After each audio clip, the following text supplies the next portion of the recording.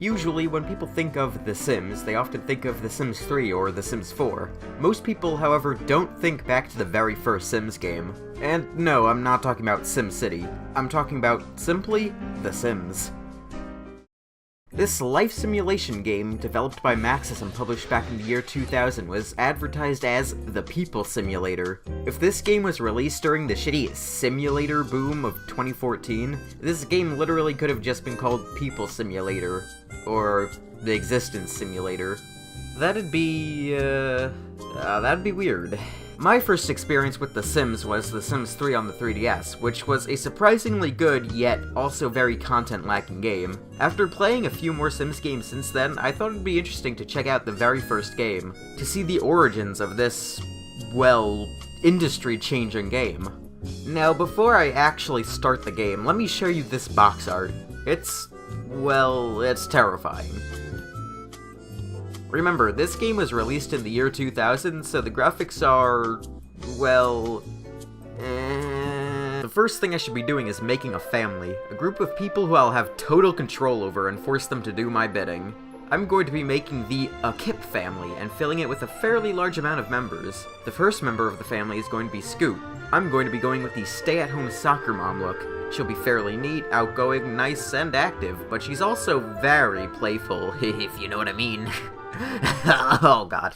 Scoot is an awesome, outgoing, neat, active, playful, and very, very, very nice person. She also makes YouTube videos on her YouTube channel over at https://www.youtube.com/c/scootakip. You should go totally check that out and subscribe. I heard her content is awesome. Then there's Fluffles. They'll look like a homeless bum, but in reality they're wearing a really nice and expensive suit.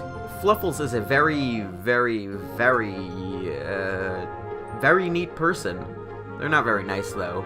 Fluffles is Scootakip's friend. And maybe more. Winky face. Who isn't nearly as cool, awesome, or good as she is. Then there's Son of Petuman. He looks like Jesus, but wears Roman gladiator armor. He's very nice, active, and neat. Son of Petuman spends most of his time drawing anime hentai for the masses of the internet, specifically Naruto hentai. He really likes Naruto. After that is Rainbows. He's a balding middle-aged man, apparently, wearing really high pants and suspenders. He looks like a fucking nerd. Rainbows spends most of his time hacking Minecraft servers. Nobody likes him, he has no friends, and do not subscribe to him on YouTube. Or do, but it's not really my choice, to be honest, it's your choice. And last, but most certainly least, we have AG Matt. He has flaming pink hair and dresses like Shrek. Matt likes role-playing online as homosexual dolphin zombies. From hell! Yep, it seems like we have the perfect family here. No other family could ever compete with us. We're loving, caring, functional people. Except for when we piss on the ground, we probably shouldn't do that. The next step in the game is to buy a house for our loving, amazing, perfect family to live in. But rather than getting them a house, let's just get them an empty lot and build a house. Whoa! What the fuck is going on with my game? I don't know why, but I get the feeling that the game might, just maybe, not be working as well as it should. Let me go fix that. Well, here are my Sims, I guess. Just standing around being fucking useless as ever. I guess I should probably build them a home now. Let's see, gotta make the floor base of the house, a perimeter wall, some walls inside the house to make rooms, some doors so the Sims can actually access the house and the rooms, and some furniture too, such as a couch, a TV, a table, a chair, and nothing else. I mean, this is all that 5 people need for living, right? Well, here it is, the Akip family, in all their might and glory. In an average day for the Akip family, they watch TV, walk around, talk, and nothing else really. For a while, Son of Petuman just kinda sat there, staring at the back of Matt, who was just kinda standing there. Maybe he was trying to get a glimpse of that Shrek booty. You know, this is all fine and dandy, but we could probably use some improvement. How about we put a couch here, and, yeah, just a couch here. However, Son of Petuman thinks he's too good for the couch. I tried to get my Sim to go on the couch, but for some reason she refused to enter the room.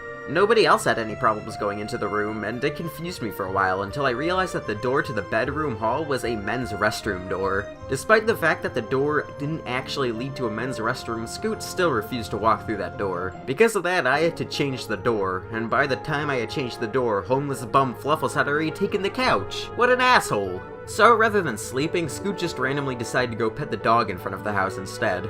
I don't know, seems reasonable to me. I just kinda let them sit around, watch TV, and socialize for a while, until I decide that as great as this is, we need money. Ergo, they need jobs. I had all of the Sims get jobs, except for Fluffles, of course. They need to stay a homeless, bearded, yet somehow suited bum. It's at this point that I realized that everything in the game happens at your lot. Sure, you can visit other lots and families, but nothing really happens outside of the houses. No shops, rec centers, or anything really. Coming from The Sims 3, this was quite odd to me, but considering that this is the first Sims game, it makes sense. Still kinda disappointing though. I would have loved to have Rainbow strip naked and dash across the town. That would have been fun. I eventually got them a toilet so they would stop pissing on the floor. Rainbows, I'm looking at you! However, rather than using the toilet as intended, 3 of them just decide to gather around the toilet and, socialize.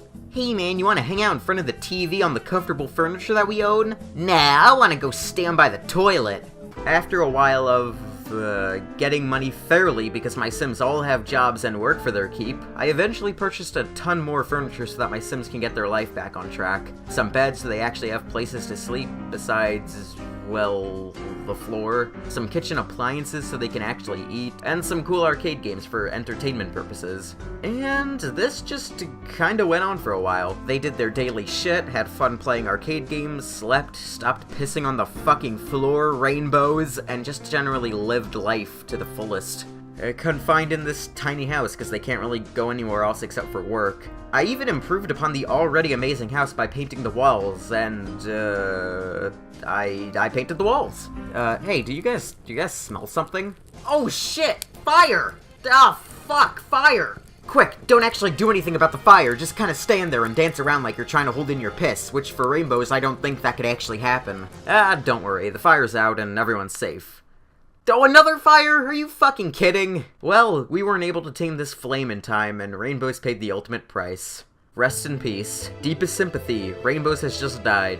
Though his body is gone, the spirit will always remain. Boy, I sure hope that isn't foreshadowing to something ominous or creepy or anything. Also, we know these guys really mean business when they use Comic Sans to announce the death of a character. The Grim Reaper leaves us with nothing but a pot of ashes and a pit in our hearts. Although the ashes actually make sense, since, I mean, he did burn to death, right? Well, after our devastating loss, we managed to carry out life and continue as things were. Until I decided I got bored, that is. Let's see, put some walls here, get the Sims at different rooms, and remove some doors. And like that, we're ready to play my favorite game. The Game of Death. The rules to the game are simple. Just try to survive as long as possible and outlive the other contestants. 3, 2, 1, survive! Or die. Preferably die. The game actually starts off pretty well. Every Sim is in their room, and while Fluffles is stuck in their pink Speedos, at least they got the biggest room. Matt here seems to be having trouble with bugs. Like, serious, traumatizing trouble. But after spraying some insecticide, everything is once again at peace. What? Oh no, son of Petuman! How'd you get those fireworks? I certainly didn't give them to you. Oh no, don't light them, you might get hurt. Holy shit! The fireworks have landed! Son of Petuman has caught fire! Can he manage to extinguish himself before he dies? No, he didn't! Son of Petuman is out of the game! Looks like someone didn't learn to stop, drop, and roll. That leaves us with only 3 competitors, Fluffles, Matt, and Scoot. After that event, everything kinda went back to normal. Well, that is until the ghost of Rainbow showed up to spook Fluffles. Terrifying. Oddly enough, Son of Petuman's ghost also showed up for a while, but all he really did was pace back and forth. Terrifying. Oh no, you guys! How'd all of you manage to get fireworks? Oh no, don't like the fireworks. Don't you know that's how Son of Petuman got killed? Oh no, so much fire. The treachery! It's so terrible. I surely hope none of you die or anything. It's kind of fucked up because they can't really do anything about the fire. They just kind of have to stand around and continue their normal schedule of standing around, hoping that the fire doesn't catch them. Scoot is the first of the three to go. Now it's just between Matt and Fluffles. Who will be able to evade the flames and make it to the ending line alive?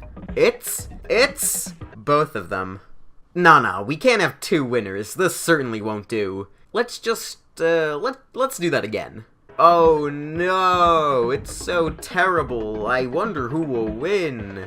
Oh no, Matt's caught fire, and as he takes his final fire-filled breath and falls to the floor, Fluffles is declared winner. As winner, you are granted freedom, Fluffles. However, rather than running away and or telling the cops of their kidnapping and the homicide of their friends in a twisted game show of death, they just gonna walk out into the street of the house and, go to find a job? Nah, never mind, he's too depressed for that.